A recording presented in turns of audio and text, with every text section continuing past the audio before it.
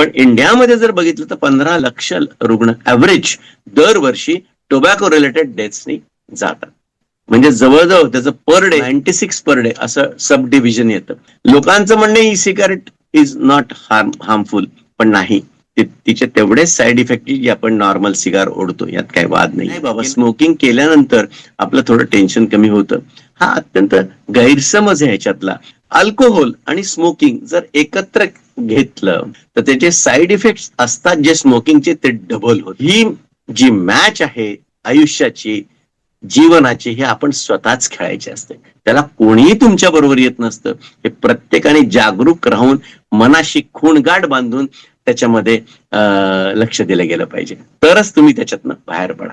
31 मे हा दिवस world no tobacco day म्हणून साजरा केला जातो. आपल्यासोबत कॅन्सर सर्जन डॉक्टर संजय दुधात आहेत आणि आपण त्यांच्याकडनं 2025 वर्ल्ड नो टोबॅको डेची थीम काय आहे आणि नक्की जेव्हा आपण सिगरेटचा एक पफ घेतो किंवा तेव्हा शरीरात काय होतं हे देखील जाणून घेणार आहोत. डॉक्टर दुधात, थँक्यू या पॉडकास्टमध्ये आल्याबद्दल. आणि ह्या वर्षीची एक युनिक थीम आहे वर्ल्ड नो टोबॅको डेची. त्या दिवशी एक 24 तास तरी लोकांनी टोबॅको सोडावी, हे त्याचं पहिलं एम आहे.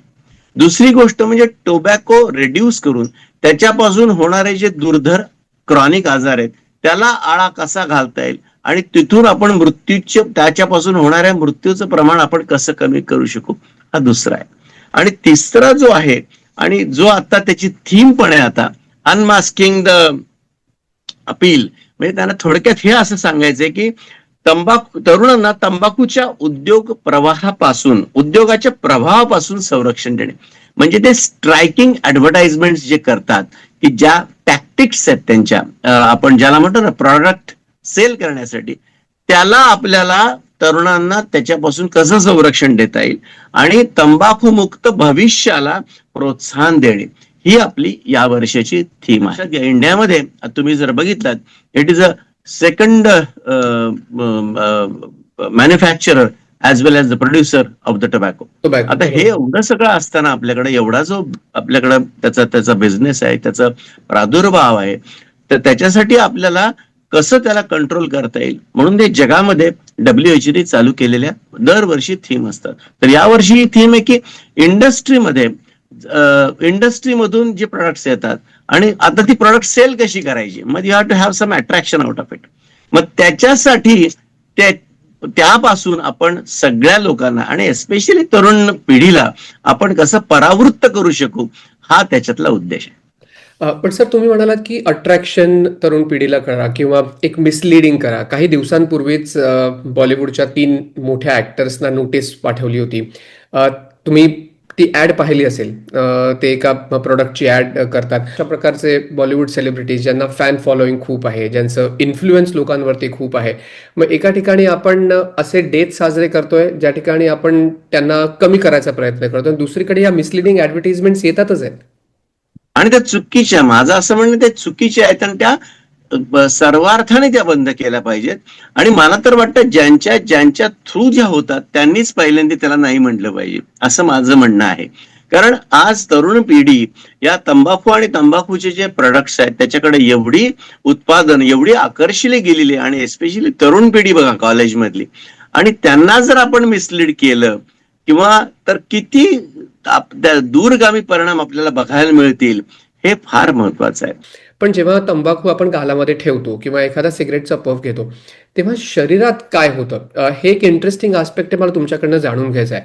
टोबॅको मध्ये 4000 रासायनिक द्रव्य आहेत आणि त्याच्यापैकी 100 रासायनिक द्रव्य असे आहेत की त्यांनी 99% कर्करोग होऊ शकतो. आता कर्करोग हा एक साईड इफेक्ट आहे त्याचा. आता साधारणपणे 15 ते 20 कर्करोग तंबाखू सेवनाने आपल्याकडे किंवा तंबाखूच्या उत्पादनांच्या सेवनाने आपल्याकडे होऊ शकतात. मग ते स्मोकिंग असू दे, गुटखा असू दे, तंबाखू असू दे.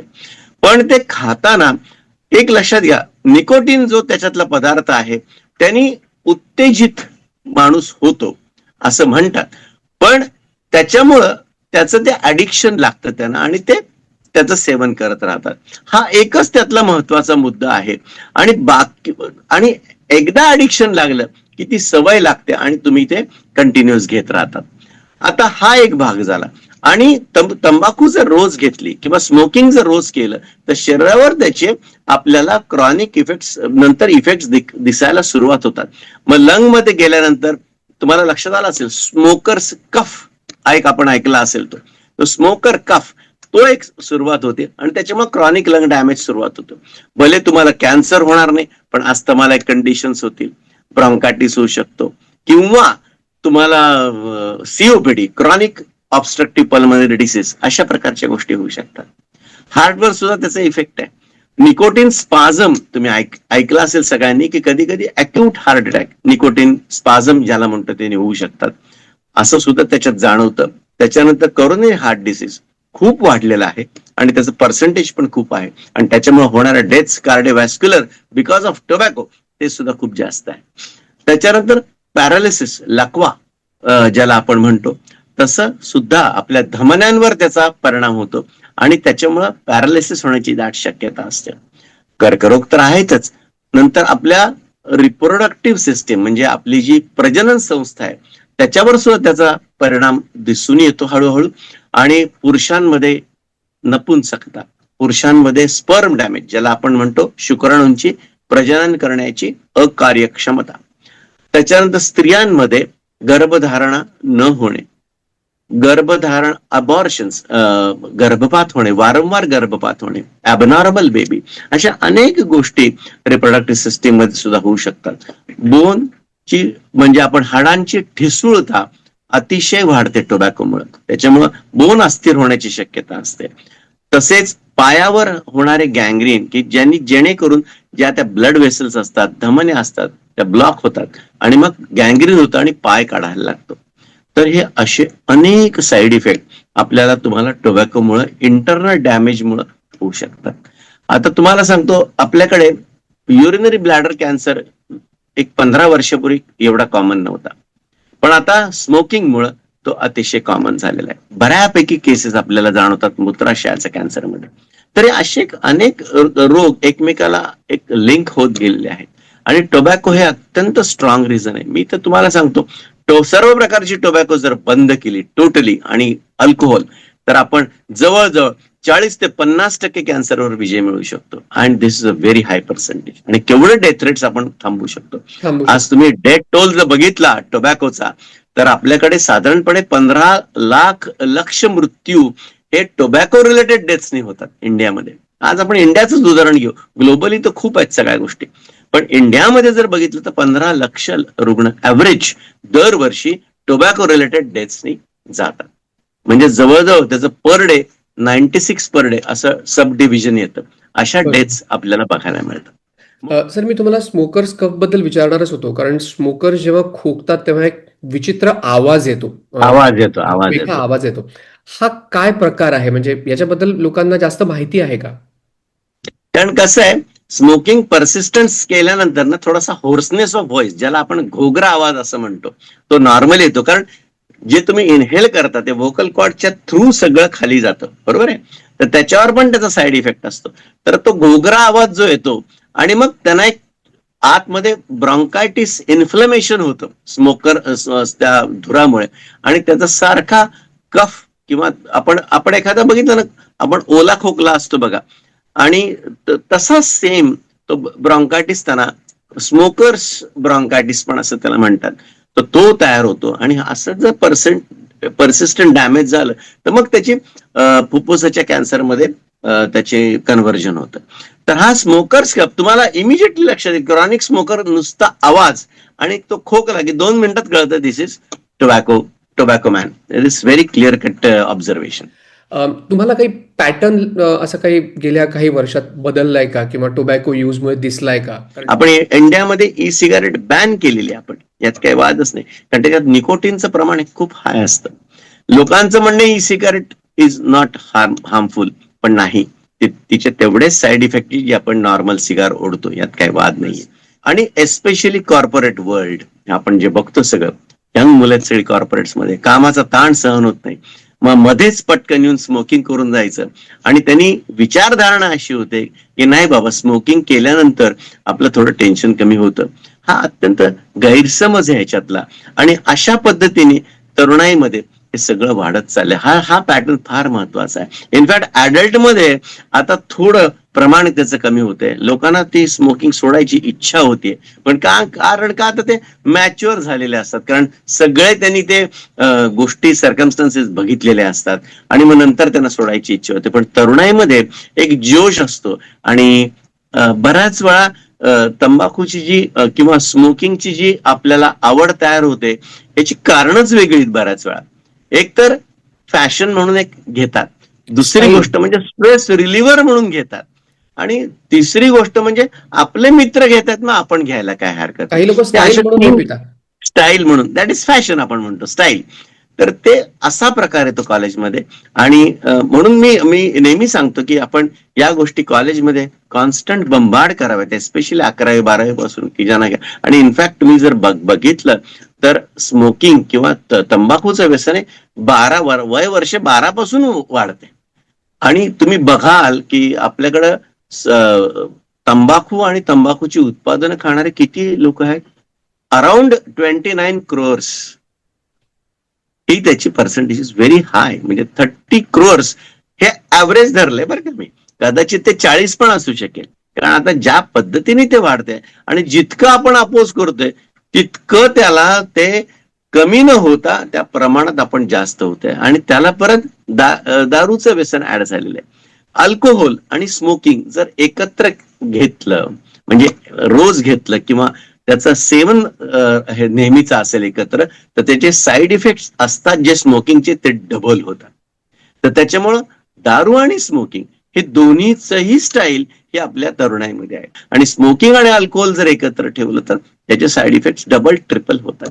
तर त्याच्यामुळे या दोन्ही गोष्टींकडे आपण जास्त लक्ष, म्हणून पेरेंट्स म्हणजे आपले पालक, school teachers, college teachers, government या सगळ्यांनी मिळून एक काहीतरी उपक्रम असा आखावा लहान अगदी 5वी पासून, की त्यांना ते सांगायला बंबार्ड केलं पाहिजे की तंबाखू ही किती घातक आहे, आपण आपल्या शरीरासाठी किती घातक आहे. हे जर त्यांना लहानपणापासून जर शिकवलं नाही तर डायरेक्ट कॉलेजच्या शेवटच्या वर्षाला सांगून काय उपयोग होणार आहे? काहीच उपयोग होणार नाही. काही बरोबर. माझ्या दृष्टीने हे शिक्षण हे 5वी पासून, 5वीला थोडीशी समज आलेली असते मुलांना, तेव्हापासून सांगणं गरजेचं आहे असं मला वाटतं. एक छोटासा विषय त्यांना किंवा एखादा धडा असावा पाठ्यपुस्तकांमध्ये की ज्याच्यामुळं त्यांना पुढं हे करता येईल. बरेच लोक म्हणतात की आम्हाला सिगरेट किंवा तंबाखू सोडायचा आहे, पण आम्हाला तो सोडता येत नाहीये.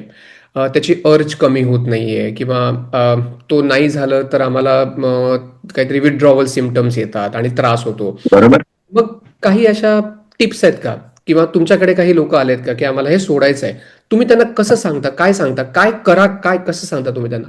त्या व्यक्तीचा मानसिक निर्धार त्यांनी स्वतः करावा किंवा दुसऱ्याने काउन्सिलिंग देऊन करावा, हे एक मुद्दा महत्वाचा. कारण स्वतःचा मानसिक निर्धार नसेल तर ती व्यक्ती दारू सोडू शकत नाही. हा एक महत्वाचा भाग. दुसरी गोष्ट म्हणजे तुम्ही ज्या सर्कमस्टन्स किंवा ज्या परिस्थितीमध्ये तुम्हाला ते व्यसन लागलं त्या परिस्थितीपासून तुम्ही दूर जा.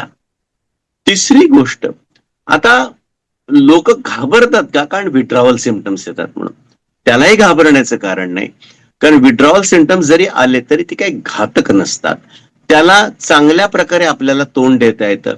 एक्सरसाइज, काउन्सिलिंग, मेंटल डिटर्मिनेशन अशा अनेक गोष्टी आहेत की त्यातनं आपण बाहेर पडू शकतो. पण माझं एक नेहमी म्हणणं आहे की कुठल्याही औषधांची मदत घेण्याशिवाय आपल्या मनाचीच मदत घ्यावी आणि ती सोडावी. आपल्याकडे बरेच आहेत, निकोटीन रिप्लेसमेंट थेरपी म्हणून आहेत, निकोटीन पफ्स आहेत, सगळ्या गोष्टी आपल्याकडे आहेत. पण ते काय होतं, त्याची आपण जी यूज करतो ते फक्त 3 महिन्यासाठी असावं. आता जर तुम्ही निकोटीन पॅच वर्ष लावत राहिले तर सिगारेट घेणं काय, निकोटीन पॅच लावणं काय, एकूण एकच आहे. एकच होतं.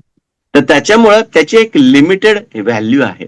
तर हे असताना ऑफकोर्स अगदी असंही झालं तर ते पॅच लावून आपण सोडू शकतो. पण काय होतं माहितीये का, पॅच लावून सोडल्यानंतर 6 महिन्यांनी ती लोक परत त्या स्मोकिंगकडे आकर्षित होतात. तर हे पर्सिस्टन्स काउन्सिलिंग आणि त्यांना वारंवार सांगणं हे खूप गरजेचं आहे, आणि बेसिकली त्यांनी स्वतः ते करणं फार गरजेचं आहे. आणि दुसरी गोष्ट, आणि आपण ज्या परिस्थितीमध्ये आपण स्मोकिंग चालू केलं, मग ती तुमची मित्रांची संगत असू द्या, फॅशन असू द्या, स्टाईल असू द्या, किंवा मानसिक ताणतणाव, मग ते घरातले असतील, बाहेरचे असतील, ऑफिस मधले असतील, तर ती परिस्थिती स्वतःला कशी सुधारतील. म्हणून मी सांगतो ना की सर्व तरुण मुलांना मानसिक ताणतणाव विरहित जीवनशैली शिकवणं गरजेचं आहे, आणि मानसिक ताण कसा कोप अप करावा ही आर्ट शिकणं फार गरजेचं आहे. तुम्ही खरं म्हणालात, मनाचा निर्धार पाहिजे. मी माझं स्वतःचं उदाहरण देतो. मीही कॉलेजमध्ये असताना अशाच पॅशन पायी, स्टाईल पायी काही वर्ष स्मोकिंग करायचो. बर बर बर. पण एक दिवस असा आला होता की जेव्हा वाटलं की ह्याने काही फायदा तर होत नाही, आयुष्याला झालं तर नुकसान होईल, आणि मग त्याच्यानंतर बंद केली. आणि जी मॅच आहे आयुष्याची, जीवनाची, हे आपण स्वतःच खेळायची असते. त्याला कोणीही तुमच्या बरोबर येत नसतं. हे प्रत्येकाने जागरूक राहून मनाशी खूणगाठ बांधून त्याच्यामध्ये लक्ष दिलं गेलं पाहिजे, तरच तुम्ही त्याच्यातनं बाहेर पडा.